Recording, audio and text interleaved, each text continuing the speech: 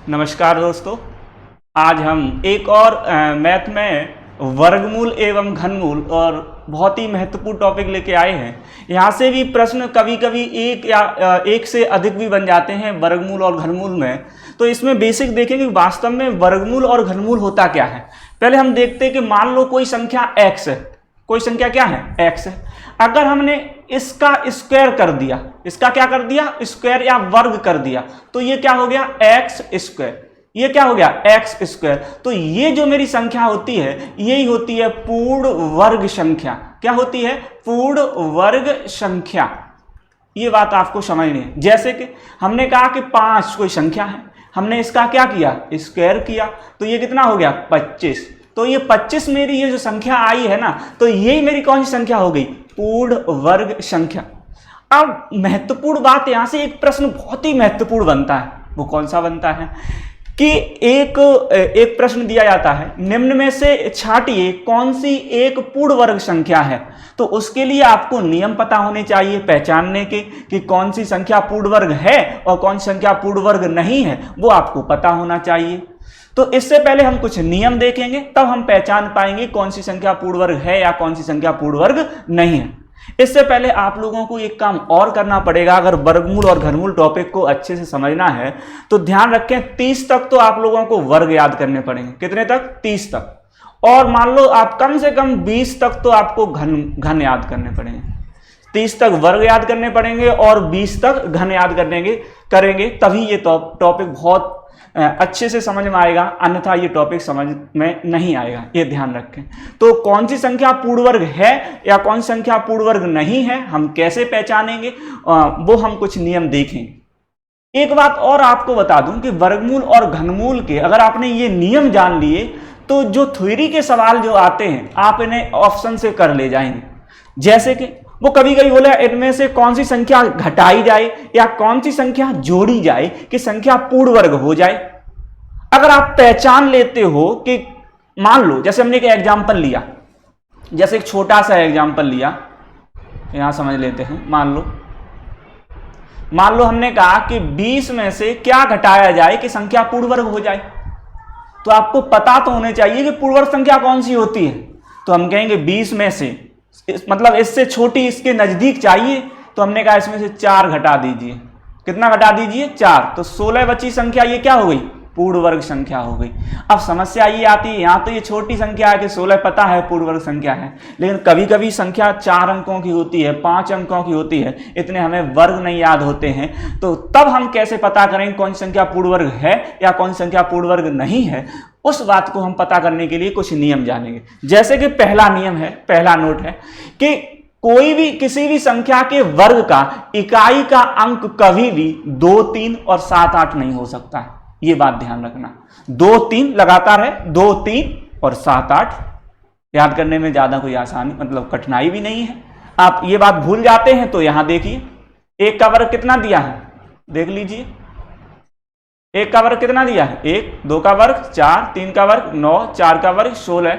तो इनके इकाई का अंक देख लीजिए, यहां 1 से लेकर 100 तक कहीं भी 2, कहीं भी 3, कहीं भी 7, कहीं भी 8 इकाई के अंक पर आप लोगों को नहीं दिखाई दे रहा होगा। तो हमने कहा कि जितनी भी पूर्ण वर्ग संख्याएं बनी हैं, किसी भी संख्या का वर्ग किया होगा तो उनके जो इकाई के अंक होंगे वो 1 से 9 ही तक तो अंक होंगे। तो हमने देखा 1 से 9 तक के अंक का वर्ग करने पर हमने कहीं भी इकाई का अंक ना 2 देखा, ना 3 देखा, ना 7 देखा, ना 8 देखा। और एक बात और ध्यान रखना कि विषम 0 भी नहीं आ सकते। जैसे हमने कहा कि कहीं भी आपको दिखाई दे जाए 3 0, तो ये संख्या किसी के पीछे लग जाए 3 0, तो ये कभी संख्या पूर्ण वर्ग नहीं होगी। 5 0, 7 0, 9 0, ये आपको अगर किसी भी संख्या के पीछे लगे मिलते हैं तो आप डायरेक्ट इस पृथ्वी पर घोषित कर देना कि वो संख्या पूर्ण वर्ग नहीं है। और उसके बाद कहीं भी इकाई का अंक 2 मिल जाए, 3 मिल जाए, 7 मिल जाए, 8 मिल जाए, तो आप डायरेक्ट घोषित कर देना कि वो संख्या पूर्ण वर्ग नहीं है। जैसे हमने कहा एक संख्या हम ऐसे लिख देते हैं, बना देते हैं कि जैसे हमने देखा एक संख्या बना देते हैं 3, 2, 8, 9, 3, 7। हम कहें क्या ये संख्या पूर्ण वर्ग है? अब तुम इतने बड़े तो विद्वान हो रहे हैं, इतनी बड़ी पूर्ण वर्ग संख्या आपको पता हो।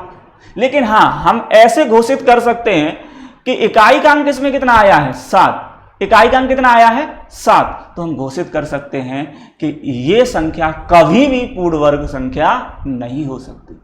अब आपके दिमाग में एक और बात आ रही होगी, एक और प्रश्न आ रहा होगा कि क्या 1, 4 जो यहां पर दिया हुआ है कि 1, 4 और 9, 16, 25, 36, 49, इनकी जो इकाई के अंक हैं जैसे 4, 9, 6, 5, 6, 9, 4, 1, क्या ये इकाई के अंक आएंगे तो क्या संख्या पूर्ण वर्ग 100% होगी?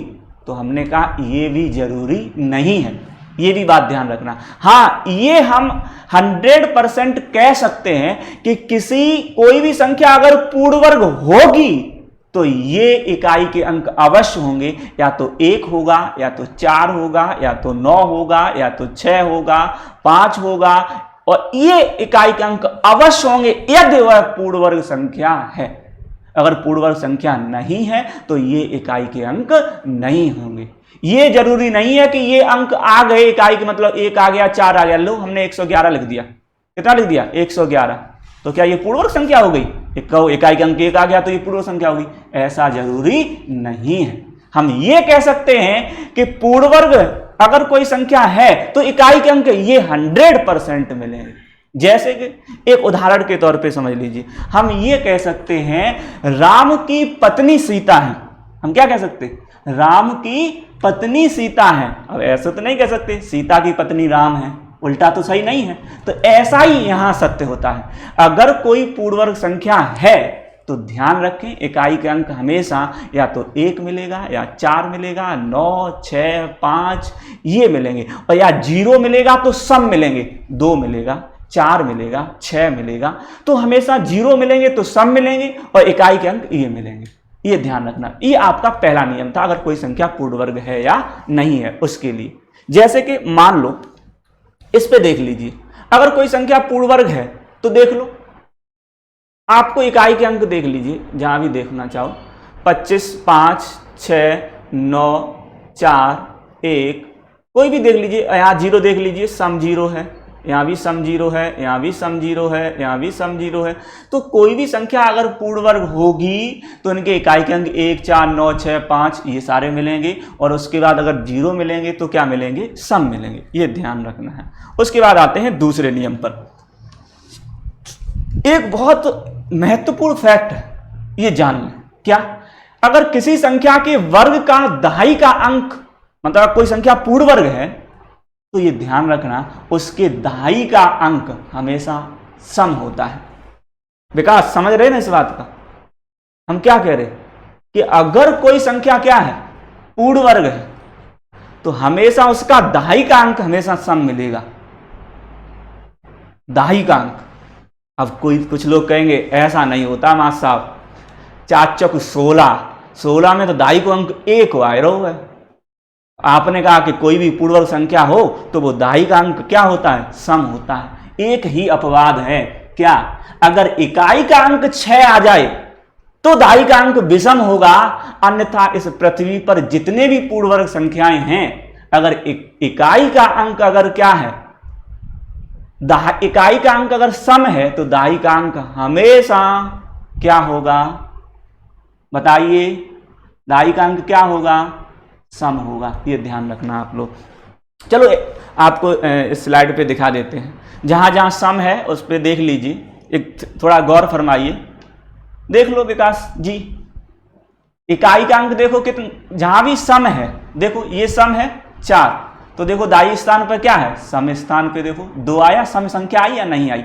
देखो 6 को छोड़ दीजिए, 6 को अगर 6 आया है तो दाई के स्थान पर हमेशा ध्यान रखना है विषम संख्या आएगी, और सम संख्या इकाई के अंक पर है तो दाई का अंक हमेशा विषम होगा, हमेशा वो सम होगा। ये ध्यान रखें। कहीं भी कोई भी देख लीजिए, मान लो ये देखो 4 क्या आया है? सम आया है, तो दाई के स्थान पर देखो क्या आया है? 4 आया है। और भी कहीं देख लीजिए, कहीं भी अगर सम आया है, देखो जैसे यहां देखो 4 आया है तो इसके स्थान पे देखो दाई के अंक पे क्या आया है? सम आया है। तो सीधी बात यह है कि अगर कोई भी पूर्ण वर्ग संख्या है उसका इकाई का अंक अगर सम है तो उसका दाई का अंक हमेशा सम होता है। अगर 6 है केवल 6 को छोड़ दिया जाए। अगर 6 है तो दहाई का अंक हमेशा विषम होता है, ये ध्यान रखना। जैसे कि अब 6 वाले एग्जांपल देख लो, इकाई का अंक 6 किस में है, देखो इकाई का अंक 6 देखो यहाँ है, और तो देखो दहाई का अंक कितना है 3 है, विषम है या नहीं है। और देखो यहाँ 6 है, दहाई का अंक कितना है 5 है, ये देख लीजिए। यहाँ 6 है, दहाई का अंक कितना है 9 है, यहाँ देख लीजिए। 6 है, दहाई का अंक कितना है 7। तो हमने कहा अगर इकाई का अंक 6 है तो दहाई का अंक कैसा होगा, विषम होगा। अगर इकाई का अंक सम है, बाकी कोई भी सम संख्या हो, तो दहाई का अंक हमेशा सम होगा। ये पूर्ण वर्ग संख्या की क्या है, पहचान है। कोई भी पूर्ण वर्ग संख्या होगी तो उसकी ये पहचान है। आप लोग ऑप्शन से इन सारे सवालों को कर सकते हो, अगर ये सारे नियम आपको समझ में आ गए तो। ठीक है, आगे देखते हैं तीसरा नियम। यदि कोई पूर्ण वर्ग संख्या है तो उसके अंतिम 2 अंक 1 से 24 तक के वर्ग के ही होंगे। बहुत महत्वपूर्ण फैक्ट ये भी है। कैसे? हमने कहा कि कोई भी अगर पूर्ण वर्ग संख्या होगी तो उसके 1 से 24 तक के अगर आपको वर्ग याद हैं तो हमेशा ध्यान रखना उनके अंतिम 2 अंक अवश्य होंगे। अगर वो पूर्ण वर्ग संख्या है तो 1 से 24 तक के वर्ग के अंक होंगे, ये ध्यान रखना।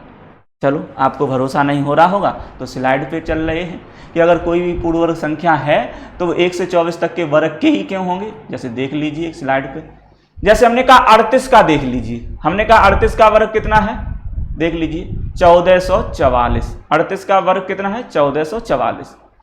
अब आप लोग कहोगे कि ये मतलब 1 से 24 तक के जो जितने भी आए हैं संख्या वही होंगे। तो देख लीजिए, आपको देखो कहीं भी 44 आता है, कहीं भी देखो तो आपको हाँ 44 आता है। 2 अंक किस में आते हैं, 12 में आता है। किस में आता है, 12 का वर्ग कितना होता है 144। तो 2 अंक वही होंगे जो 1 से 24 तक के वर्ग में आए हुए हैं। जैसे हमने कहा 39 का देख लो, यहाँ 21 आया है, कहीं ना कहीं 21 जरूर आया होगा। आपको एकदम दिमाग गया होगा कि 11 का वर्ग कितना होता है 121। तो 2 अंक ये रहा 121। और देख लो बड़ी संख्या देख लो, 48 का देखो, आप कहोगे 04 आया, मां साहब 04 किसका होता है। तो हम कहें देखो ये रहा, 2 का वर्ग कितना होता है 04 होता है। 2 का वर्ग कितना होता है 04। तो अंतिम 2 अंक ये आ गए। आप कहोगे 46 का देखो, अंतिम 2 अंक कितने हैं 16। तो ये किसका होता है 4 का होता है। तो हमने कहा इस पृथ्वी पर जितनी भी पूर्ण वर्ग संख्याएं हैं उनके अंतिम 2 अंक वही होंगे जो 1 से 24 तक की वर्ग संख्या के होते हैं। ये फैक्ट आपको ध्यान रखना है पूर्ण वर्ग संख्या को पहचानने के लिए, ये ध्यान रखें। शायद ये सारी बातें समझ में आई हों। अब आया है नोट नंबर 4 कि किसी भी पूर्ण वर्ग संख्या का डीएस हमेशा 1, 4, 7, 9 रहेगा। अगर हम डायरेक्ट इसको याद करने, डीएस क्या होता है, डिजिट सम, मतलब अंकों का योग। अगर कोई भी आप पूर्ण वर्ग संख्या लेंगे तो उनके अंकों का योग हमेशा 1947 होगा। अब ये कहना 1947 का मतलब ये मत ध्यान रखना, या तो उनके अंकों का योग 1 होगा, या उनके अंकों का योग 9 होगा, या उनके अंकों का योग 4 होगा, या उनके अंकों का योग 7 होगा। तो हमने डायरेक्ट एक ट्रिक के रूप में बता दिया है कि 1947, ये ट्रिक बना दी है 1947। आपको ध्यान रहे कि पूर्ण वर्ग संख्याओं का डीएस 1947 होता है। आप चौंक गए होंगे इस फैक्ट को सुनकर कि जितनी भी पूर्ण, जैसे ये देखो निम्न में से कौन सी एक पूर्ण वर्ग संख्या है। अब हम इसको गलत करेंगे। जैसे कि हमने पहला ऑप्शन देखा कि ये देखो 4, 8, 7, 8, 9, 3, क्या ये संख्या कोई पूर्ण वर्ग संख्या है। तो हमने कहा एकदम ध्यान आया कि अगर कोई संख्या पूर्ण वर्ग होती है तो उसका इकाई का अंक कभी भी 2, 3, 7, 8 नहीं होता है। इसमें 3 आ रहा है, इसमें क्या आ रहा है 3 आ रहा है, इसका मतलब ये संख्या क्या है, गलत है। हमने और ऑप्शन देखे, हमने कहा ये ऑप्शन देख लीजिए, हमने कहा इसमें 42 आ रहा है, क्या आ रहा है 42 आ रहा है। क्या किसी भी कोई भी 1 से लेकर 24 तक के अगर संख्याओं का वर्ग करेंगे, क्या अंतिम 2 अंक किसी के 42 होते हैं। आप दिमाग लगाइए, अगर होते हैं तो पूर्ण संख्या हो सकती है, अन्यथा नहीं होगी। अंतिम देख लीजिए, ये देख लीजिए 99, अंतिम दो अंक कितने हैं? 99। 99, क्या किसी भी पूर्ण संख्या के अंतिम दो अंक 99 होते हैं? तो ये देख लीजिए, 1 से 24 तक की बात कर रहे हैं, अगर होते हैं तो हो सकता है ना ये सही होगा और ना ही ये सही होगा। आपने तुरंत एक चीज देखी, ये देखो अंतिम दो अंक लिखे हैं, किसके वर्ग के लिखे हैं? 7 के वर्ग के लिखे हैं। किसके वर्ग के लिखे हैं? 7 के वर्ग के लिखे हैं। आपको और ऑप्शन चेक करने की जरूरत नहीं थी, डायरेक्ट ये क्या है? 49। ये पूरी संख्या क्या है? पूर्ण वर्ग संख्या है। आप ऐसे सवालों को तभी कर पाओगे, ये ध्यान रखें, जब आपको ये सारे नियम पता होने चाहिए। अब पता नहीं ये नोट नंबर 4 किन लोगों को समझ में आया होगा या किसी लोगों को नहीं समझ। जिसने डीएस पढ़ा है उनको तो ये समझ में आएगा, जिसने डीएस नहीं पढ़ा है उनको शायद एकदम ना समझ में आए। तो थोड़ा देख लीजिए कि वास्तव में डीएस क्या होता है। जैसे हमने कहा कोई भी पूर्ण वर्ग संख्या ले लीजिए, जैसे हमने कहा 144। अभी ये मान के चलो हमें नहीं पता ये पूर्ण वर्ग संख्या है या नहीं है, ये 12 का स्क्वायर वास्तव में होता है 144। हमें अभी नहीं पता है कि ये पूर्ण वर्ग संख्या है या नहीं है, लेकिन हमें पता है कि कोई भी संख्या अगर पूर्ण वर्ग है तो उनके अंकों का योग हमेशा 1947 मतलब 1, 9, 4, 7 होगा। तो देखो इनके अंकों का योग कितना है? 4 दूनी 8 और 1 9। इसका मतलब हम ये घोषित कर सकते हैं कि इनका अंकों का योग देखो 9 आ रहा है। इसका मतलब हाँ, ये पूर्ण वर्ग संख्या हो सकती है। जैसे और कोई संख्या ले लो, कोई और बड़ी संख्या, जैसे हमने चलो यहाँ पर दिखा दे रहे स्लाइड पे। जैसे देखो यहाँ पर हमने कोई संख्या ले ली 2401। 2401 49 का वर्ग होता है। 2401 49 का वर्ग होता है। हमें अभी नहीं पता है कि ये संख्या पूर्ण वर्ग है या नहीं है, लेकिन अब देखो हमने कहा अगर कोई संख्या पूर्ण वर्ग है तो उसका डीएस हमेशा 1, 4, 7, 9 होगा। तो इनके अंकों का योग देख लीजिए, 4, 2, 6 और 1 7। तो देखो 7 आया या नहीं आया। तो इस तरीके से हम पहचान सकते हैं कि कोई संख्या पूर्ण वर्ग है या नहीं। ठीक है, तो ये थे कि पूर्ण वर्ग संख्याओं को हमें कैसे पहचानना है, कैसे नहीं पहचानना है। एक सवाल इस प्रकार का बन जाता है, निम्न में से कौन संख्या पूर्ण वर्ग है या कौन संख्या पूर्ण वर्ग नहीं है। अगर आपने ये नियम जान लिए, एक नियम और इसमें महत्वपूर्ण आ जाता है कि अगर कोई संख्या पूर्ण वर्ग है तो अंतिम दो अंकों में 8 से भाग देने पर शेषफल हमेशा या तो 1 आएगा या तो 4 आएगा या तो 0 आएगा। ये बहुत महत्वपूर्ण फैक्ट है। आपको कहीं भी किसी किताब में ज़्यादातर नहीं मिलेगा ये सारे फैक्ट। आपको कहीं 2 मिल जाएंगे फैक्ट, कहीं 3 मिल जाएंगे। आपको हमने 5 फैक्ट बता दिए हैं कि कोई भी पूर्ण वर्ग संख्या है या नहीं है। हम कैसे चेक करेंगे? आपको कितने फैक्ट बता दिए? 5 हम बता रहे हैं आपको। अच्छी किताबों में ये 5 फैक्ट आपको नहीं मिलेंगे, ये ध्यान रखें। तो जैसे हमने देखा कि अगर कोई संख्या पूर्ण वर्ग है तो उसके अंतिम दो अंकों में अगर हम भाग देंगे किससे? 8 से, तो शेषफल क्या बचेगा? या तो 1 या तो 4 या तो 0। अब देखते हैं, अब कभी मास्टर साहब चेक करके दिखाओ, ऐसा तो नहीं हो सकता गलत हो जाए। तो हम कहेंगे 225 ले लो। 225 किसका वर्ग होता है? होता है किसी का 225? किसका होता है? 15 का वर्ग होता है। ठीक, अब हम देखते हैं इसमें 8 का भाग देते हैं। कितने का भाग देते हैं? 8। तो 8 का भाग कितने अंकों में देना है? 2 अंकों में। तो हमने कहा 8 दूनी 16, 8 3 24, बचा कितना शेष? 1। तो हम कह सकते हैं, हम ये 100% नहीं कह सकते कि अगर शेष ये बचे तो हाँ, लेकिन ये गारंटी देते हैं अगर वो पूर्ण वर्ग है तो शेष हमेशा या तो 1 बचेगा या तो 4 बचेगा या तो 0 बचेगा। देखो यहाँ 1 बचा है, इसका मतलब हम ये कह सकते हाँ ये पूर्ण वर्ग संख्या हो सकती है। जैसे हमने कोई और संख्या ली, मान लो हमने संख्या ले ली 226। क्या हम पूछेंगे क्या ये संख्या पूर्ण वर्ग है? तो आप कहोगे हाँ 8 से भाग दे दीजिए, 8 3 24 बचा 2। हम 100% घोषित कर सकते हैं कि यह संख्या पूर्ण वर्ग नहीं है, क्योंकि अगर कोई संख्या पूर्ण वर्ग होगी, होने का मतलब समझ गए, अगर कोई संख्या कह रही कि मैं पूर्ण वर्ग हूं तो यह ध्यान रखना है 8 से भाग देने पर 140 शेष बचेगा। शॉर्ट में याद रखो 140। कोई पूछे 140 का मतलब 1 4 0, ठीक है ना। अब एक बार में हम सारे नियम, 5 नियम हैं पूर्ववर्ग संख्याओं को पहचानने को, एकदम दिमाग में बैठा लीजिए। आपके मौखिक सवाल करोगे हम बता रहे हैं। पहला नियम क्या था? अगर कोई संख्या पूर्णवर्ग है तो उसके इकाई के अंक कभी भी 2, 3, 7, 8 नहीं हो सकते हैं, विषम 0 नहीं हो सकते हैं। दूसरा नियम क्या था कि उनका, अगर हम कोई भी पूर्णवर्ग संख्या होगी तो उनके अंतिम 2 अंक जो होंगे 124 तक के वर्ग के ही होंगे। एक नियम हमने और देखा था कि उनका डीएस जो होगा पूर्णवर्ग संख्याओं का 1947 होगा। 1947 का मतलब समझ में आया है कि 1, 9, 4, 7 ही होगा।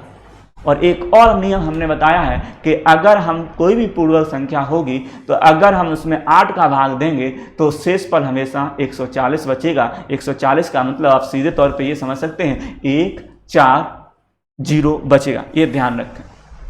और देख लो, एक और नियम था, अगर कोई संख्या के वर्ग का दहाई का अंक सम होता है लेकिन इकाई का अंक 6 होता है तो दहाई का अंक विषम होता है। ये ध्यान रखना। अगर एक वर्ग का दहाई का अंक अगर सम होता है लेकिन जब इकाई का अंक 6 होता है तो दहाई का अंक क्या होता है? विषम होता है। ये ध्यान रखना है आप लोगों को। आगे चलते हैं। अब आते हैं वर्ग निकालने की ट्रिक, कि कोई भी संख्या पूर्ण वर्ग है तो हम कैसे जानेंगे कोई संख्या पूर्ण वर्ग है।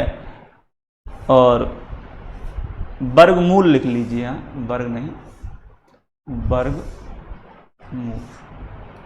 क्या निकालने की ट्रिक? वर्गमूल निकालने की ट्रिक। जैसे अंडर रूट में कई संख्याएं दे दी जाती हैं और पूछ ली जाती हैं ये किसका वर्गमूल है, तो आप कैसे ज्ञात करेंगे? तो उससे पहले आपको कुछ बेसिक जानना होगा कि जैसे कि कोई हमने एक सवाल ले लिया है कि 1576, मान लो 625 ले लिया। अभी तो आपको पता होगा कि ये 625 किसका है। कुछ लोगों को हम जानेंगे कि ये किसका वर्गमूल है।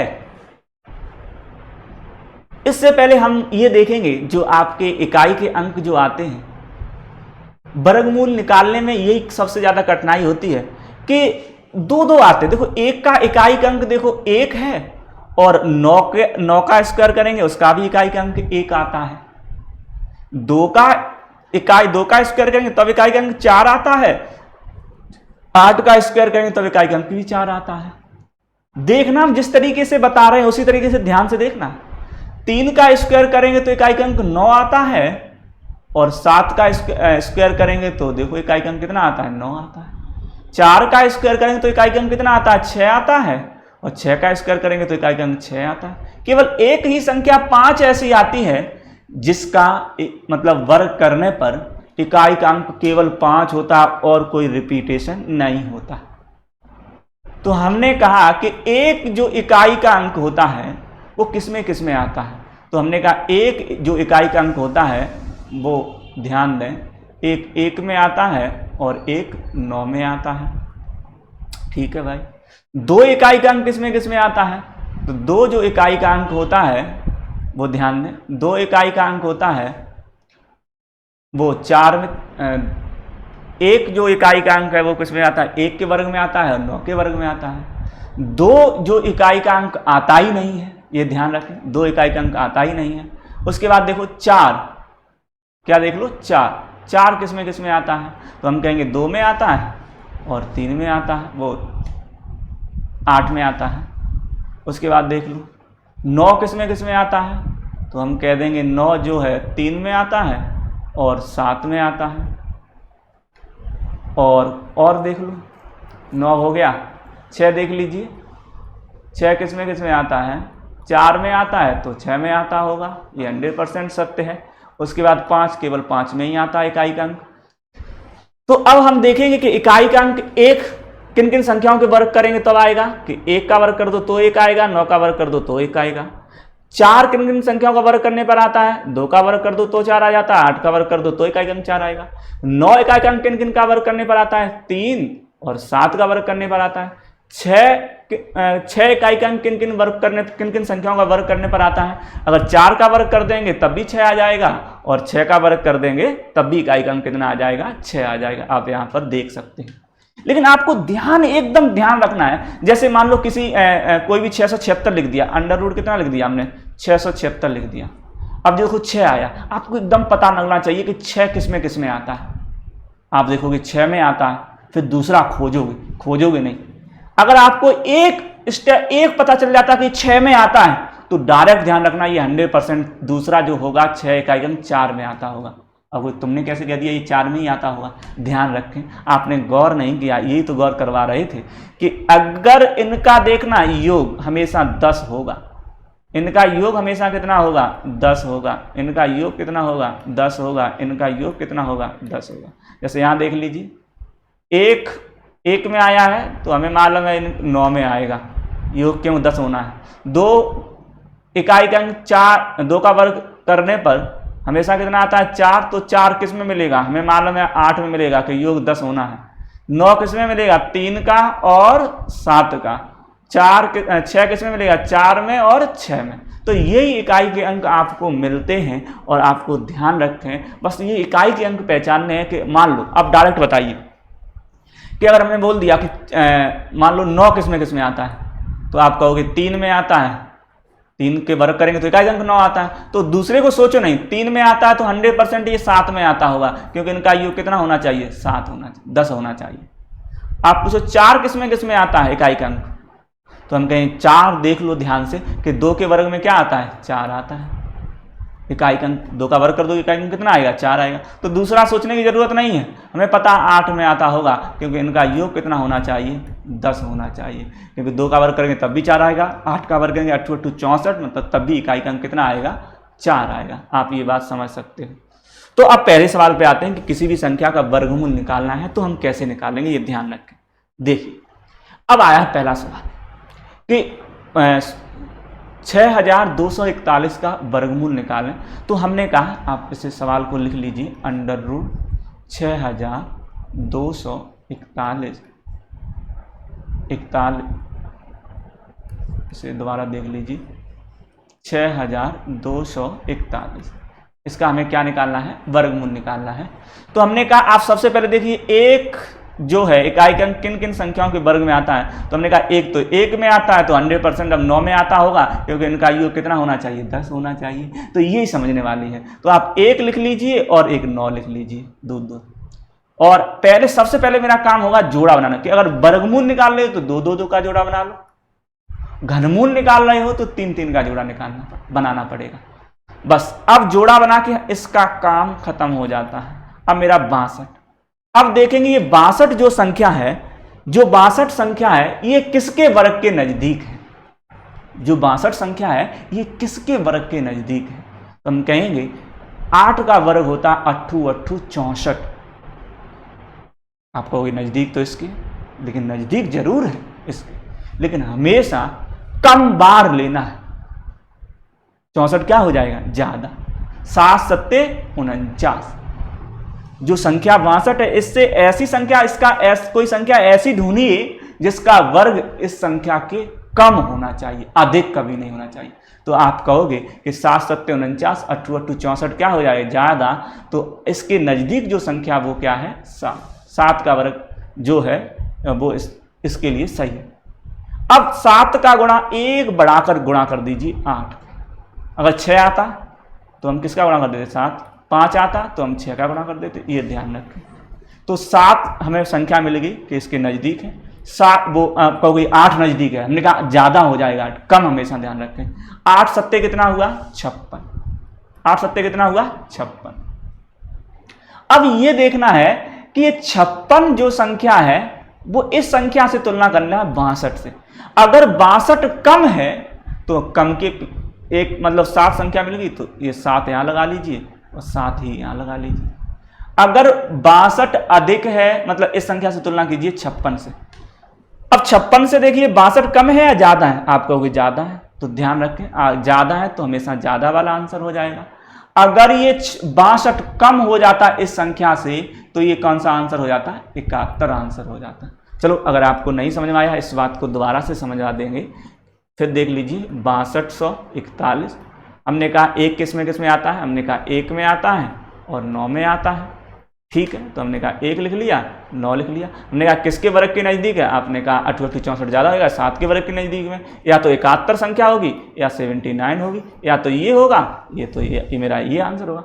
अब ये क्लियर करना कि 71 मेरा आंसर है या 79 मेरा आंसर है, ये क्लियर करना। तो हमने कहा 7 का गुणा 8 में, एक संख्या बढ़ा के गुणा कर दीजिए, 8 7 56।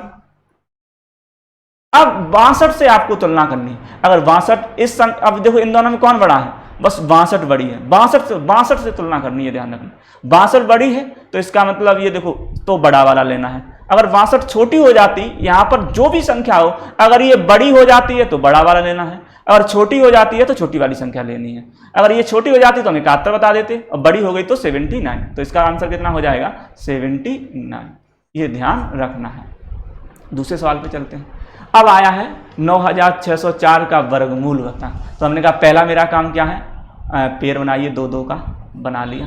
अब देखेंगे 4 किसके वर्ग में आता है। आप हाल कहोगे कि 2 के वर्ग में आता है और 2 दूनी 4 होता है, तो हम 100% अब किस में आएगा, 8 में आएगा, क्योंकि इनका योग कितना होना चाहिए, 10 होना चाहिए। तो 2 लिख लीजिए, 8 लिख लीजिए। इसके आगे संख्या कौन सी लगानी वो देख लीजिए। हमने कहा अब बचा कितना, 96, किसके वर्ग के नज़दीक है, तो 9 निम्न कितना होता है, 81, और 10 दाई कितना होता है, 100। हमने कहा अधिक बार नहीं लेना, कम बार लेना है, हमेशा ध्यान रखना। तो 9 निम्न क्या होंगे, 81, तो 9 लगा लीजिए और 9 लगा लीजिए। या तो मेरा आंसर 92 होगा या मेरा आंसर 98 होगा। अब ये क्लियर नहीं है कि 92 मेरा आंसर सही है या 98 सही है। ये क्लियर करने के लिए आप एक काम कीजिए, 9 एक बढ़ाकर संख्या गुणा कर दीजिए, 10 10 निम्न 90। अब देख लीजिए, अब इससे तुलना करिए 96 से। अब देखो ये एक तरीके से फूफा जी होते हैं, अगर ये बड़े हैं तो बड़ा वाला लेना है और छोटे हैं तो छोटा वाला लेना है। तो ये 96 क्या है, बड़ी है, तो संख्या क्या आई, आंसर मेरा क्या हो गया, 98। तो ये किस संख्या का वर्गमूल है, 98 संख्या का क्या है, वर्गमूल है। ये ध्यान रखना। अगर 98 का अगर हम वर्ग करेंगे तो 9604 निकल के आए। अब इस संख्या पे आते हैं, तीसरे प्रश्न पे आते हैं। अब पूछा है 18496 का वर्गमूल बताएं। तो ये भी देखो, हमने कहा सबसे पहले हम क्या करेंगे, अंतिम 2 का पेयर बनाएंगे, 2 का पहले पेयर बनाएंगे, बाकी हम जो शेष बचेगी संख्या उसको हमें पूरा लेंगे। अब इसको हमें पूरा लेना, जितनी भी बड़ी संख्या हो इसको हमें पूरा लेना है। 2 का पेयर बनाओ, बाकी शेष को हमें क्या करना है, पूरी संख्या लेनी है। अब देखो ध्यान से, हमने कहा कि 6 किस किस के वर्ग में आता है। तो आपने कहा 6 किस में आता है। तो अभी हमने स्लाइड दिखाई थी 6 किस में आता है, देख लीजिए। हमने कहा 6 किस में आता है, 4 का वर्ग कितना होता है, 16। 4 का वर्ग कितना होता है, 16। तो हमने कहा ये 4 में आता है, तो 100% ये ध्यान रखना है, तो ये किस में आ रहा होगा, 6 में आ रहा है। 1 में पता कर लीजिए किस में आता है, 4 का वर्ग 16, अच्छा 6 में आता है, तो 6 में 4 का वर्ग 16 तो 4 के वर्ग में आ गया, और 6 के वर्ग में 36 होता है, तो 6 आ गया, ये आ गया। तो अब देख लीजिए 4 और 6 लिख लीजिए।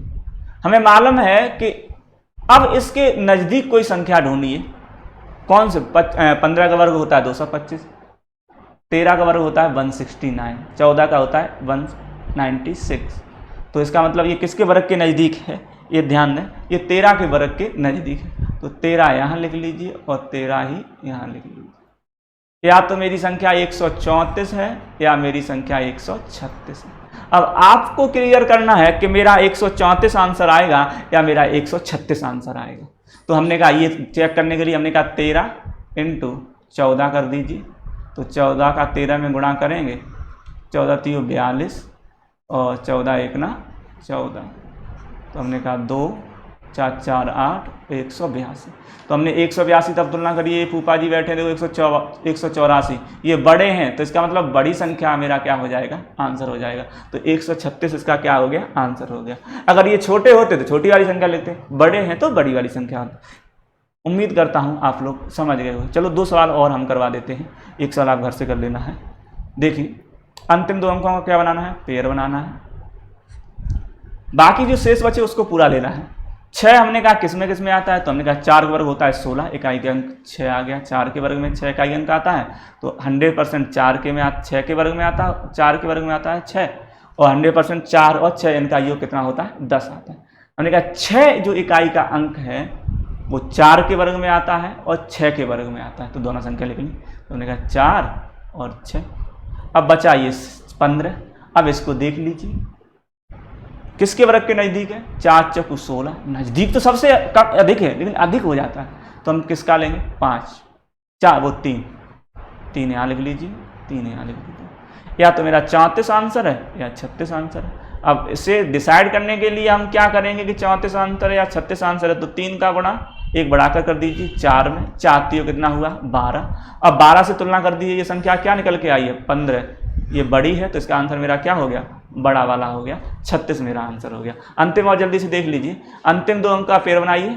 4 किस में आता है, 2 का वर्ग कितना होता है 4, तो 2 के वर्ग में आता है, तो 100% ये 8 के वर्ग में आता होगा। इसका मतलब 2 लिख लीजिए, 8 लिख लीजिए। इसके आगे क्या संख्या लगानी है, तो हमने कहा 84 किसके वर्ग के नज़दीक है, हम कहें 7 7 49, 8 8 64, 9 9 81, तो 9 के वर्ग के नज़दीक है। ज़्यादा नहीं होना चाहिए, हमेशा कम बार लेना चाहिए। या तो 92 मेरा आंसर होगा या तो 98 आंसर होगा। अब इन दोनों में सही कौन सा ये देखना है, तो 9 का गुणा किस में कर दीजिए, 10 में कर दीजिए, तो 10 में 90 हो गया।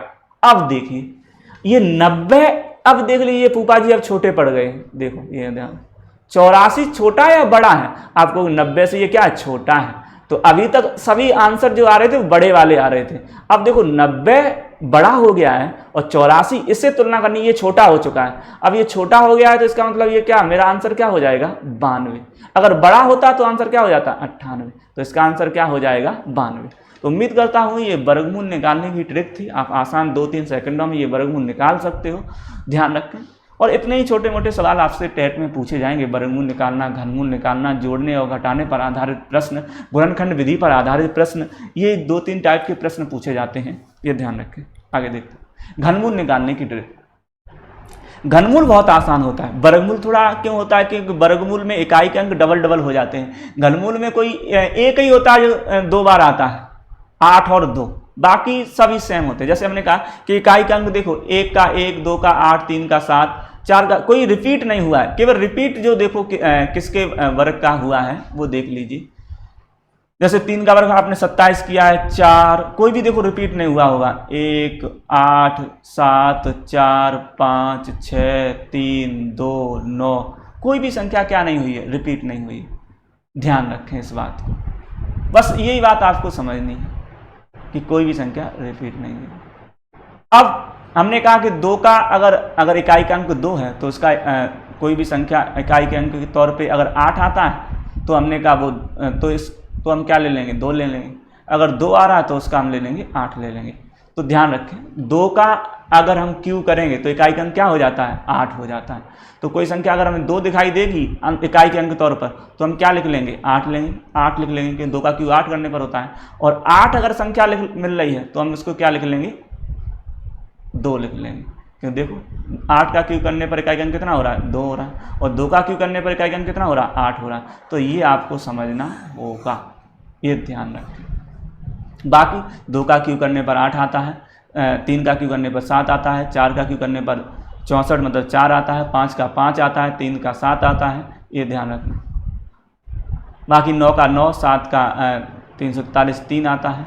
ये बस 3 और 7 का 3 का 7 आता है और 7 का 3 आता है, ये भी समझ सकते हैं। 2 का 8 आता है, 8 का 2 आता है, ये भी समझ सकते हैं इकाई के अंक के तौर पर। आगे इस सवाल को देखते हैं, सरल थोड़े ज़्यादा सवाल होते हैं। हमने कहा 5 एक ही बार आता है, तो 5 इकाई का अंक 5 में ही मिलेगा। तो हमने कहा इसमें जोड़ा सबसे पहले कितने का बनाना है, 3 का जोड़ा बनाना। कितने का जोड़ा बनाना है, 3 का। शेष बचे उसको देखना किसके वर्ग के नज़दीक है। तो बस 3 का जोड़े बनाने के बाद हम देखेंगे इकाई का अंक कितना है, 5 है। इकाई का अंक कितना है, 5 है, तो बस 5 इसमें 5 में ही आता है, बाकी बचा 15। अब देखें किसके क्यू के नज़दीक आता है, तो हम कहेंगे 2 का क्यू होता है 8, 3 का क्यू होता है 27, इसका मतलब 3 का क्यू क्या हो गया, ज़्यादा, तो 2 के क्यू के नज़दीक आता है। तो हम कह देंगे ये घनमूल जो है वो 25 का है।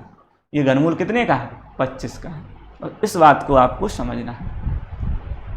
आगे देखिए, हमने कहा ये देख लीजिए 2, ये क्या आया है, अंत पहले 3 का पेड़ बना लीजिए, फिर इकाई का अंक देख लीजिए कितना है, 3 का पेड़ बना लिया, बाकी पूरा लेना है।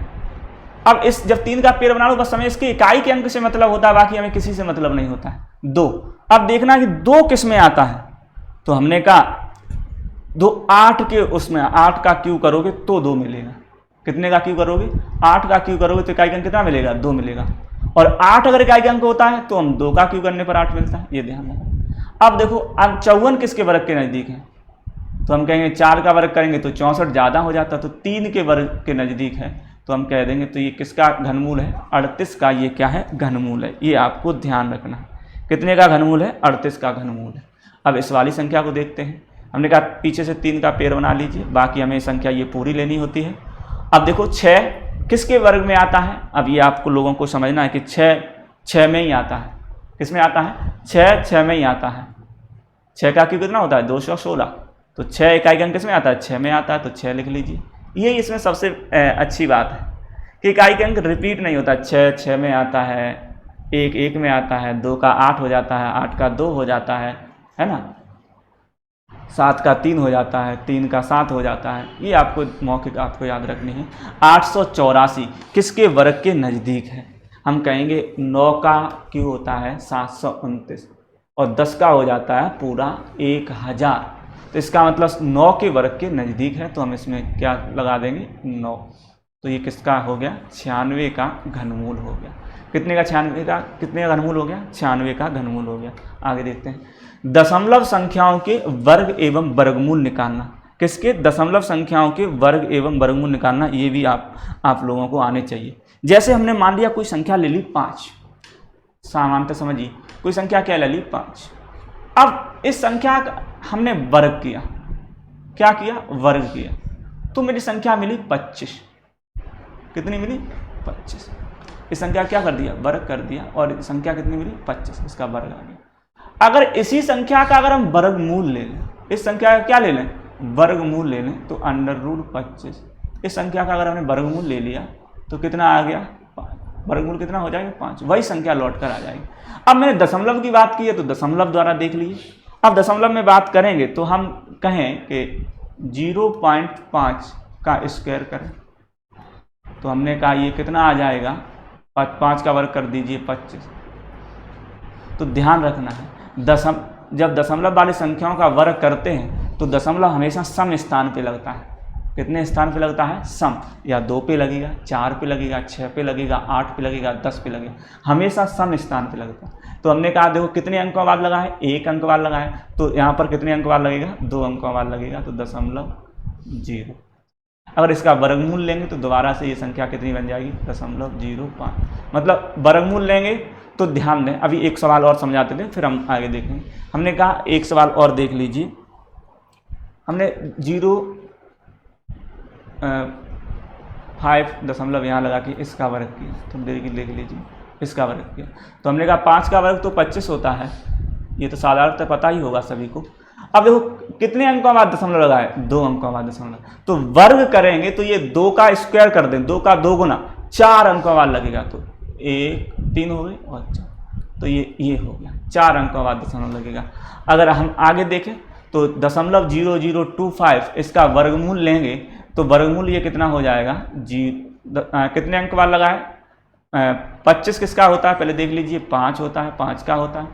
उसके बाद देखो कितने अंकों बाद लगा है, 4 अंकों बाद, तो यहाँ कितने अंकों बाद लगेगा, 2 अंकों बाद लगेगा। तो ये वर्गमूल निकालने का आसान तरीका हो गया दशमलव वाली संख्याओं का।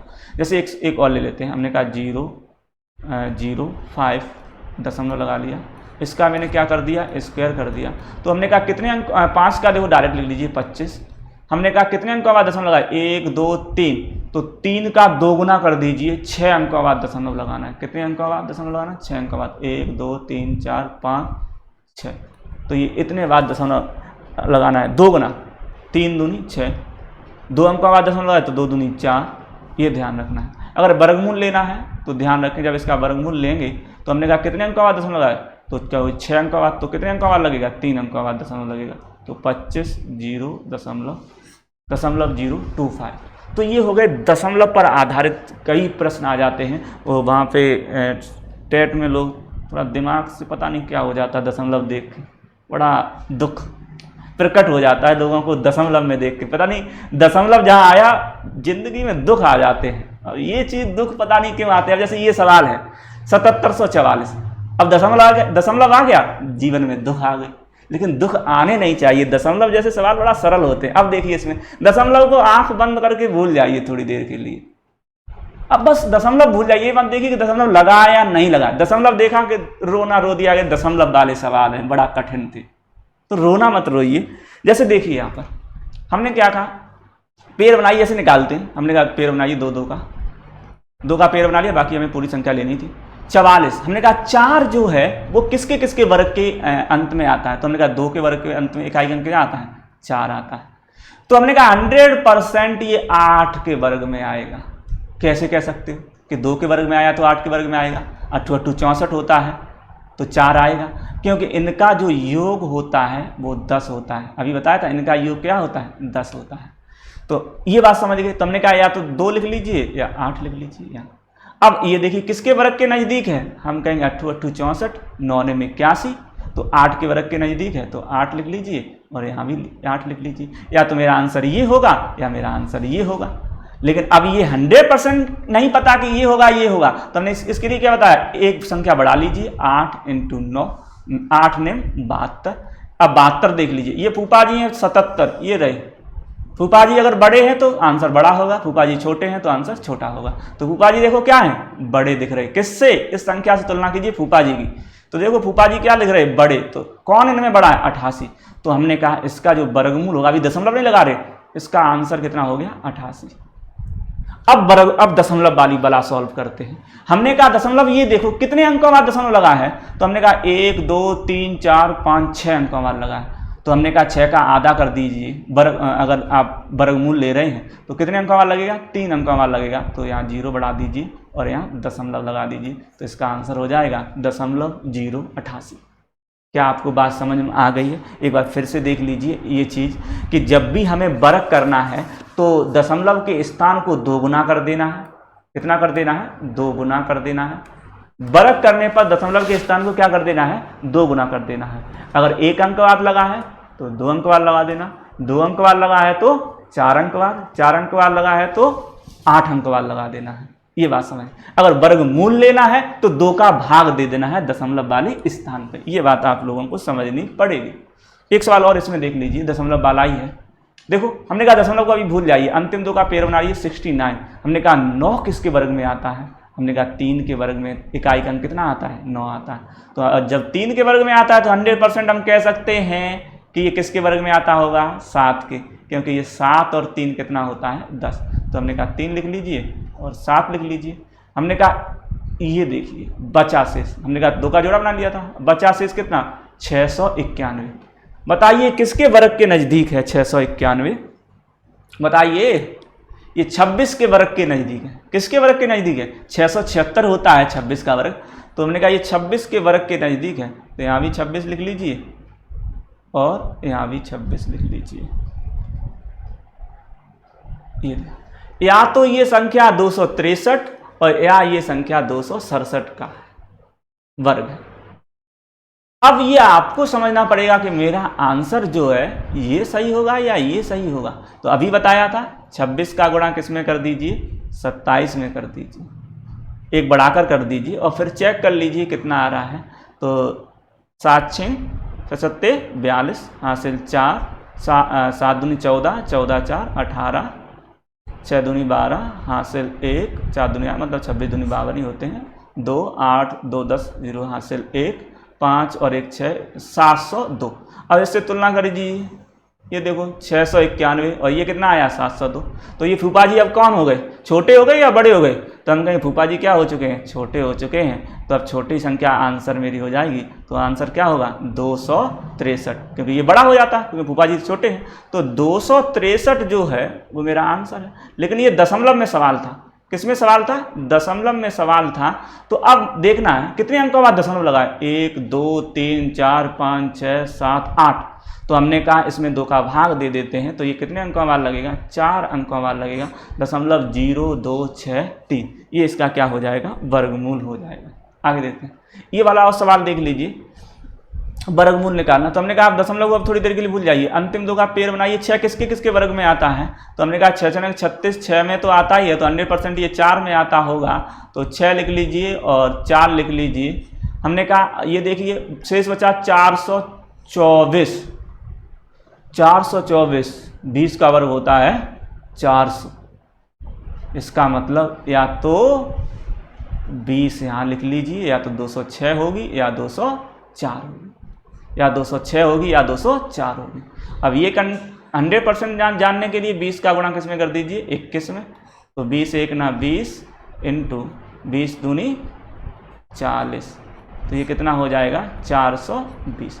तो 420 पे ये तुलना करिए भाई साहब। फूफा जी क्या पड़ गए, छोटे पड़ गए बड़े पड़ गए?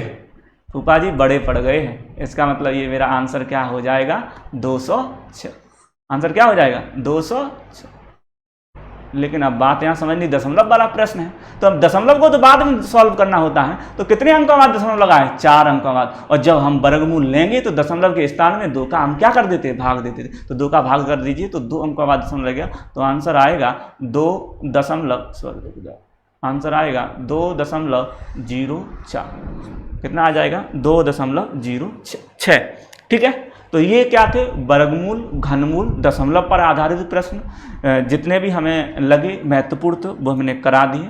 उसके बाद आगे आते हैं जोड़ने और घटाने पर आधारित प्रश्न। ये बहुत ही महत्वपूर्ण होते हैं, इसमें जोड़ने और घटाने पर आधारित प्रश्न।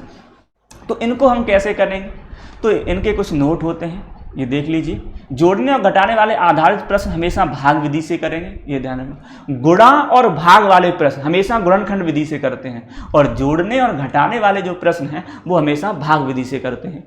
जोड़ने वाले प्रश्न में भाग मतलब अगर जोड़ने पर आधारित प्रश्न हो जाए, जैसे कह दे कि कोई संख्या दे दे कि मान लो 1100 में कौन सी छोटी से छोटी संख्या जोड़ी जाए कि संख्या पूर्ण वर्ग बन जाए, तो उसने जोड़ने की बात की है। तो जब भी जोड़ने की बात करें तो एक अधिक बार भाग देंगे, और जब भी घटाने की बात की जाए तो एक बार कम बार भाग देंगे, ये ध्यान रखना है।